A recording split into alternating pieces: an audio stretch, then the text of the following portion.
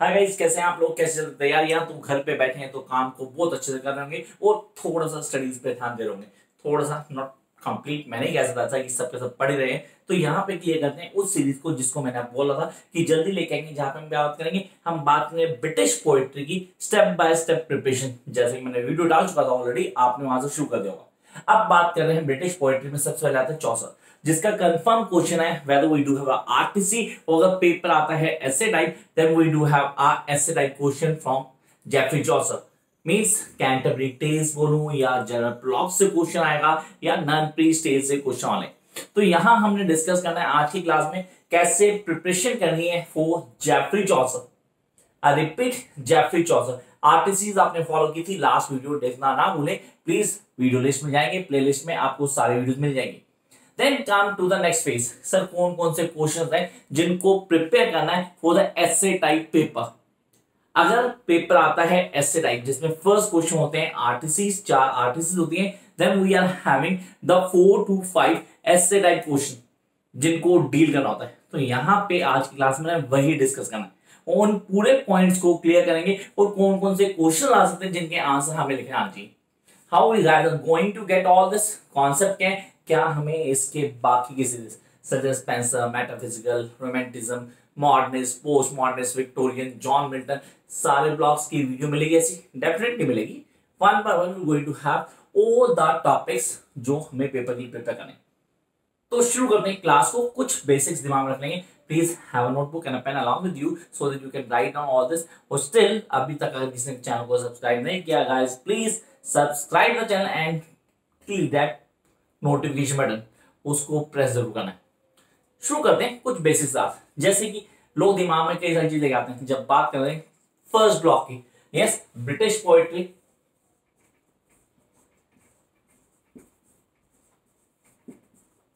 The very first block, Geoffrey Chaucer, it's also known as the Canterbury Tales. अब Canterbury Tales is not a complete poetry section, बहुत अधूरी, definitely आधी भी नहीं थी। 27 tales ही खाली जो हमें करनी है, लेकिन अगर इसको करना है तो हम 3 पार्ट से बांटते हैं। सबसे पहले डील करते हैं जनरल प्लॉट को, जो आप लोगों को पढ़ना है। इसको प्लीज याद रखेंगे। इसके 3 पार्ट क्या लेंगे आप। The first one general plot, then we are having the tales, and I repeat, prologues from Canterbury Tales.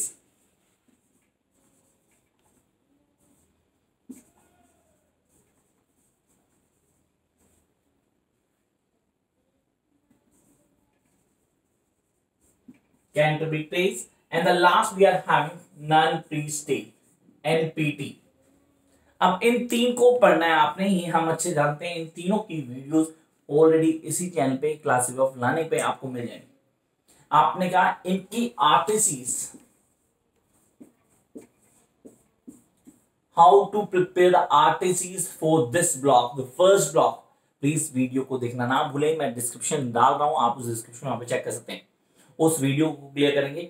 और नोट्स सबके पास हैं आपके पास, जिनके पास नहीं है वो ले सकते हैं। Notes are not free of cost, sorry to say you, ये फैक्ट है। आप नोट्स ले सकते हैं। नोट्स क्या था, इजीली हर चीज को प्रिपेयर कर सकते हैं। And then we need to come with the basic. Sir इसके ऐसे टाइप क्वेश्चन आते हैं। अब हम डिस्कस करने वाले हैं आज की क्लास में वो ऐसे टाइप क्वेश्चन जो हमको प्रिपेयर करना है for the first block.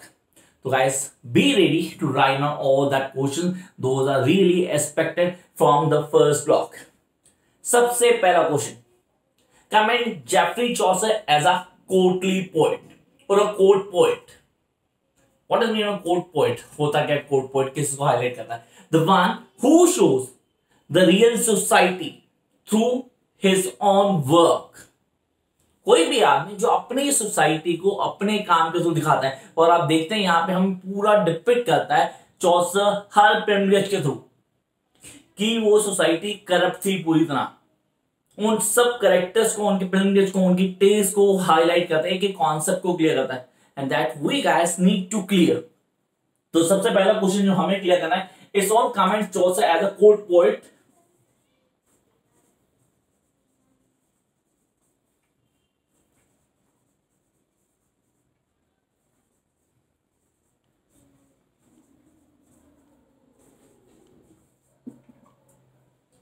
Comment Chaucer as a court poet. Now you can add lots of things in between. वो किसी टेल को डाल देगा बीच में, हो सकता है कोई ब्लॉग को मेंशन कर देगा, क्या वो जनरल ब्लॉग की रेफरेंस क्या है पूछ सकता है।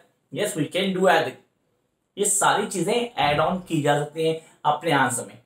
तो guys you need to know how to write in a perfect manner.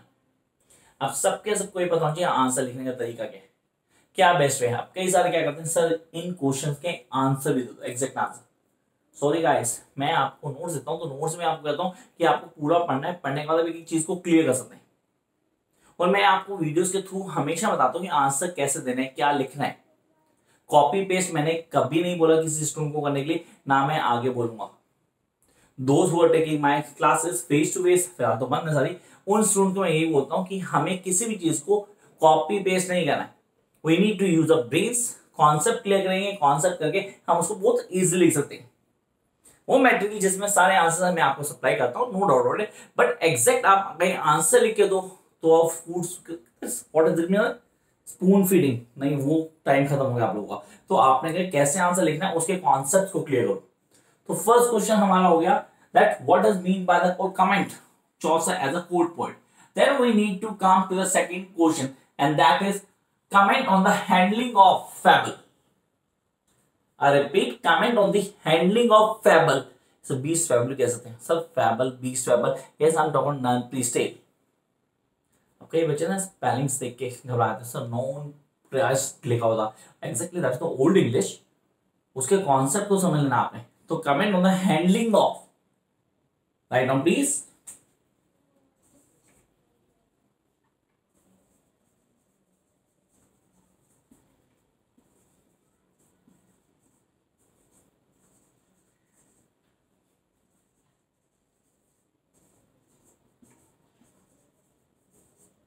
So here we are having comment on the handling of non-pre-state, that is fable,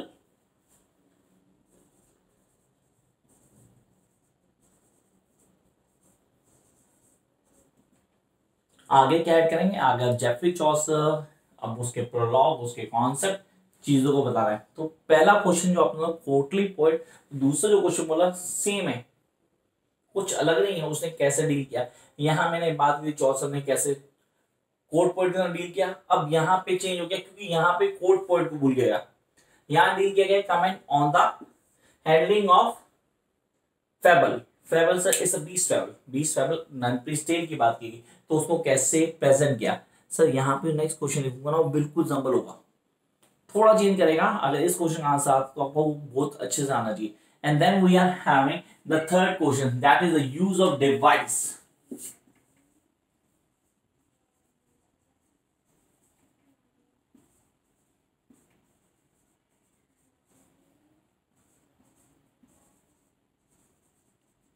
Now, what do you mean by the use of device? Comment on the use of device. What is device? Device of film gauge.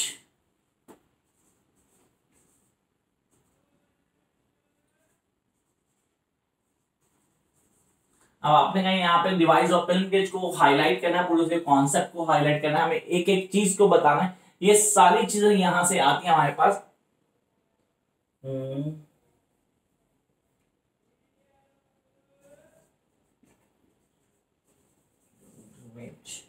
in Canterbury Tales. So here we are having comment on the use of device of the pilgrimage in Canterbury Tales. दोबारा ले होते हैं Canterbury Tales.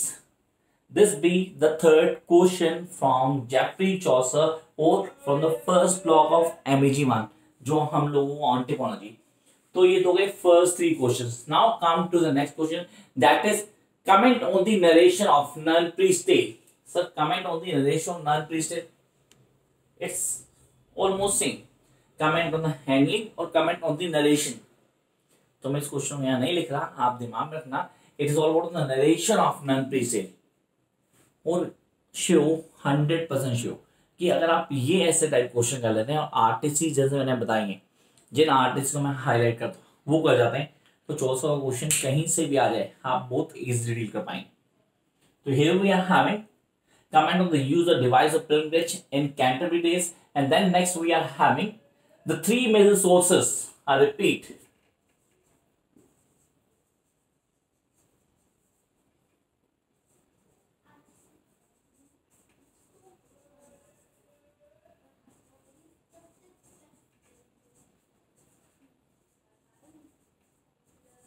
It's comment on the three major sources of non-priest tale.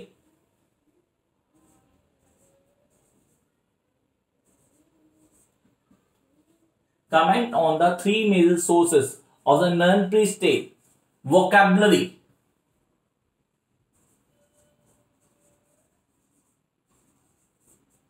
अब यहां पे आप non-priest की जगह कैंटरबरी टेल्स भी लिख सकते हैं। ये थे वो क्वेश्चन जो आपको प्रिपेयर करने हैं for the essay type questions of first block. तो guys these are the essay type question, सिर्फ 4 क्वेश्चन, ज्यादा नहीं है।